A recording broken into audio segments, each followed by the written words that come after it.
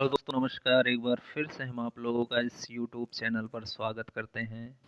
मित्रों, आज का जो हमने टॉपिक लिया है वो है कम्युनिकेशन प्रोसेस के अंतर्गत, जिसमें हम लोग आज अध्ययन करेंगे मॉडल्स ऑफ कम्युनिकेशन प्रोसेस।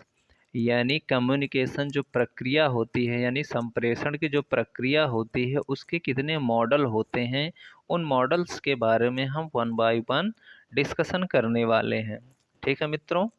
तो चूंकि ये भी इम्पोर्टेंट टॉपिक होते हैं कम्युनिकेशन में, यूजीसी नेट के फर्स्ट पेपर में भी आपका प्रायः पूछा जाता है, बीएड एमएड डीएलएड और भी सारे ऐसे डिस्क्रिप्टिव एग्जामिनेशन के पॉइंट ऑफ व्यू से भी ये ज़्यादा इम्पोर्टेंट हो जाते हैं।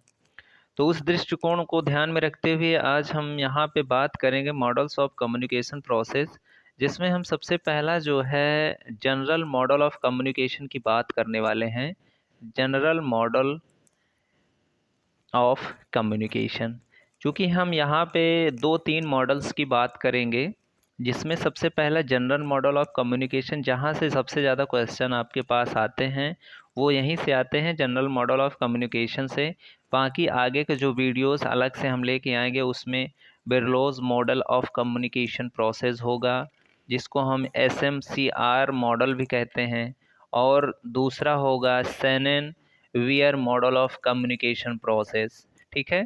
तो वो एक दो और भी मॉडल हैं जिसके लिए हम बात करेंगे अगले वीडियो में, बट यहाँ पे हम आपको ये बताएंगे कि जनरल मॉडल ऑफ कम्युनिकेशन क्या होता है। जैसा कि इसके पहले वाला वीडियो अगर आपने नहीं देखा है तो देख सकते हैं। वो वीडियो हमारा बेसिकली कम्युनिकेशन से था, कम्युनिकेशन इन संप्रेषण से था। संप्रेषण क्या होता है, उसका क्या अर्थ होता है, उसके मीनिंग क्या होता है, उसकी डेफिनेशन क्या होती है, उसके एलिमेंट कौन कौन से होते हैं, तो सारी बातों का डिस्कशन हम उस वीडियो में कर चुके हैं। और ICT के नाम से प्लेलिस्ट लगी हुई है, वहाँ पे आप जाके उस वीडियो को वॉच कर सकते हैं। तो जैसा कि वहाँ पे हम लोग बताए थे, 8 एलिमेंट्स बताए थे। यहाँ पे किसके, कम्युनिकेशन प्रोसेस के कितने हम एलिमेंट बताए थे मित्रों? 8 एलिमेंट्स हम वहाँ पे डिस्कशन किए थे कि 8 एलिमेंट होते हैं कम्युनिकेशन प्रोसेस के। किसी भी कम्युनिकेशन प्रोसेस के कितने एलिमेंट? 8 एलिमेंट होते हैं। ठीक। तो यहाँ पे सबसे पहले हम यहाँ देखना चाहेंगे कि जनरल मॉडल ऑफ कम्युनिकेशन के अंतर्गत कौन कौन से एलिमेंट किस तरीके से वर्क करते हैं, फंक्शन उनका किस तरीके से ड्राइव होता है, इसके बारे में हम लोग यहाँ पे अच्छे से जानकारी लेने का प्रयास करेंगे। तो आइए देखते हैं, इसको थोड़ा सा हम डायग्राम के थ्रू जो है समझने का प्रयास करते हैं, जो कि बहुत ही इम्पोर्टेंट होगा इसको समझने के लिए, क्योंकि डायग्राम से चीज़ें हमको और आसानी से समझ में आ जाता है। जिसको नोट करना होगा वो अपना नोट डाउन भी कर सकता है। तो जैसे सबसे पहले हमारा जनरल मॉडल ऑफ कम्युनिकेशन में क्या होता है कि सबसे पहले हमारे पास क्या होता है, एक सेंडर होता है। क्या होता है मित्रों? एक सेंडर होता है। सेंडर मतलब जो भेजने वाला होता है, इसी को हम प्रेषक बोलते हैं या प्रेषित करने वाला भी बोल सकते हैं। अब देखो इसके साथ इसके पास क्या क्या फंक्शंस ये एडॉप्ट करता है या कौन कौन से फंक्शन को ये क्रियान्वित करता है। तो सबसे पहले इसमें क्या होता है, वो कंटेंट को सेलेक्ट करता है, किस कंटेंट को हमको सेलेक्ट करना है और इस किस कंटेंट को हमको मैसेज बनाना है। तो सबसे पहला बात करता है वो मैसेज फॉर्मेशन का, यानी वो कौन से संदेश को फॉर्म करना है या भेजना है या दूसरे को देना है, उस कंटेंट विषय वस्तु से वो क्या करता है, संदेश को निकालने का प्रयास करता है। फिर जब वो संदेश को निकाल लेता है तो वो अगला स्टेप क्या करता है, इनकोडिंग करता है उसको। यानी इनकोडिंग मतलब उसको टाइप करता है या लिखता है, वो किसी भी अपने शब्दावली में सिम्बॉलिकली हो सकता है, वो वर्ड में अक्षर हो सकते हैं, तो उसको क्या करता है, इनकोड करता है। फिर वो सबसे उसके बाद आप उसके दिमाग में आता है सेंडर के कि उस मीडियम कौन सा होना चाहिए, इस मैसेज को अच्छे तरीके से इजी वे में जो है डिलीवर करने के लिए कौन सा जो है मीडियम होना चाहिए। तो उस मीडियम का जो है वो सिलेक्शन कर लेता है। फिर जब मीडियम का सिलेक्शन हो जाता है तो फिर वो ट्रांसमिशन का जो है सिलेक्शन करता है कि हम उसको कैसे ट्रांसमिट करें, कैसे उसको हम ट्रांसमिट करें या ट्रांसफ़र करें एक जगह से दूसरी जगह पे। तो इतना प्रोसेस सेंडर अब खुद करता है। तो फिर उसके बाद जाके जब मीडियम सेलेक्ट होता है तो उसमें वो जो है ये सारे कंटेंट को डाल देता है किसी मीडियम में, और जब मीडियम में वो पहुंचता है तो मीडियम के द्वारा जो है वो कहाँ पे पहुंचता है मित्रों, वो पहुंचता है रिसीवर के पास, यानी जो प्राप्त करता होता है संदेश को उसके पास पहुंच जाता है, यानी रिसीवर के पास पहुंच जाता है, यानी प्राप्तकर्ता के पास वो मैसेज पहुंच जाता है। अब देखिए यहाँ से क्या होता है मित्रों कि जब रिसीवर उस मैसेज को रिसीव कर लेता है तो वो कौन कौन से कार्य को संपन्न करता है, तो ये वो दो बेसिकली वर्क को डन करता है। उसमें पहला होता है कि वो जो प्राप्त करता है वो पहले उस मैसेज को रिसीव करता है। वो पहले क्या करता है, उस मैसेज को रिसीव करता है।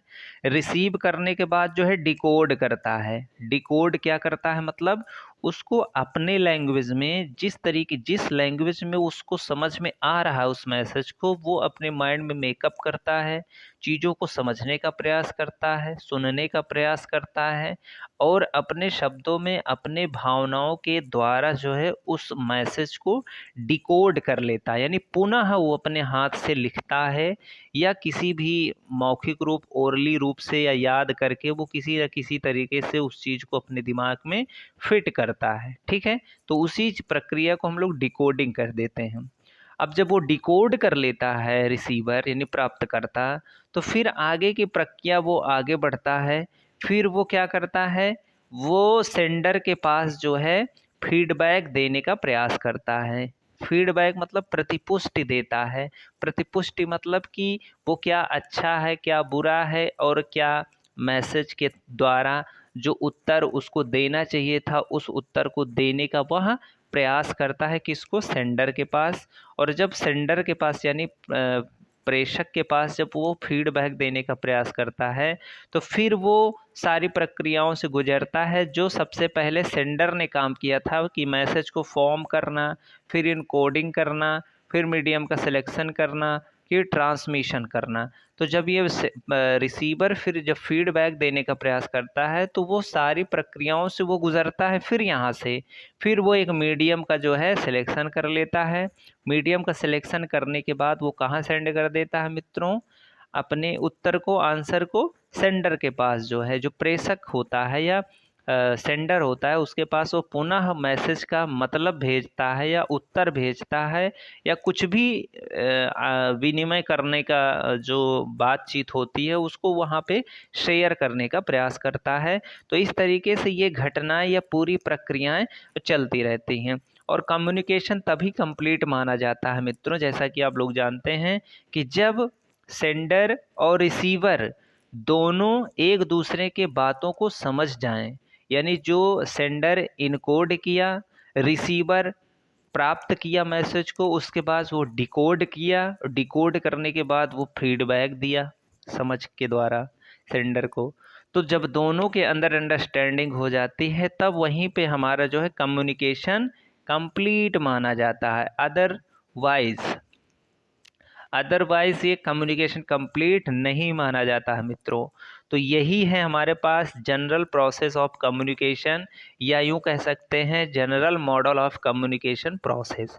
तो ये था आपके पास, चूँकि ये प्रायः आप हमेशा देखते होंगे कि ये प्रक्रियाओं से हम लोग गुजरते हैं, इसलिए इसका जो थोड़ा सा लेवल है वो थोड़ा सा निम्न स्तर पर लोग देखते हैं, चूँकि ये इन जनरल केस में सबके साथ ये घटनाएं घटती रहती हैं। कम्युनिकेशन प्रोसेस जो है सभी लोग कंप्लीट करते रहते हैं, एक दूसरे से मिलते रहते हैं, चीज़ों को समझते बूझते हैं, एक दूसरे की बातों को शेयर करते हैं। तो ये सारी प्रक्रियाएं दैनिक जीवन में होती रहती हैं। लेकिन जो आगे के जो मॉडल्स हैं हम बात करेंगे, उसको अलग से वीडियो में हम कवर करेंगे, जिसमें हम लोग बात करेंगे Berlo's model of communication process, Berlo's model of communication. और एक मॉडल और है जो एक ये दो जो आईसीटी के जो है बहुत ही अच्छे जो है सहयोगी रहे हैं उनके बारे में बात करेंगे। उसको नेक्स्ट वीडियो में बात करें, जो कि बहुत ही इंटरेस्टिंग टॉपिक होगा कम्युनिकेशन प्रोसेस के अंतर्गत। फिर इसलिए अब आपसे हम यहाँ से विदा लेने का चाहते हैं। फिर मिलते हैं नए वीडियो के साथ, नए कंटेंट के साथ। तब तक के लिए मित्रों, जय हिंद, जय भारत।